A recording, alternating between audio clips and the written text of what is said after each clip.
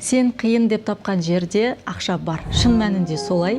Адамдар арасында да жұмыс жасаған кезде де, егер сіз бір адамды ұнатпай, ол адамды қабылдай алмай, тіпті сіз ол адаммен контент түсіру барысында да, жұмыс жасау барысында қиын болатын болса, егер сіз ол проблеманы шешіп, сол адаммен дұрыстап контакт орнатып, әрі қарай жұмыс жасайтын болсаңыз, сондай қиын адамдардың артында үлкен ақшалар бар. Неге? Өйткені мен осы контент жасау жолында қиын деп отырғаным, енді бір мінез жағынан келісе алмай, саған қандай да бір талаптар қоятын адамдар, сені өсіретін адамдар. Сондықтан сынды халық та айтады, хан да айтады, сынды өз ісінің нағыз маманы да айтады. Егер сізді дәл осылай сынап, міне біреулер сыртыңыздан әңгіме айтып, немесе бетіңізге айтып, четкий болатын болса, онда сіздің міндетті түрде сол қиыншылықтың артында үлкен ақшалар барын біліңіз. Соны мен нақты айта аламын, өйткені сондай жолдардан өттім, және соның нәтижесінде қазір алдарыңызда контент продюсер болып отырмын деп айтқым келеді. Өйткені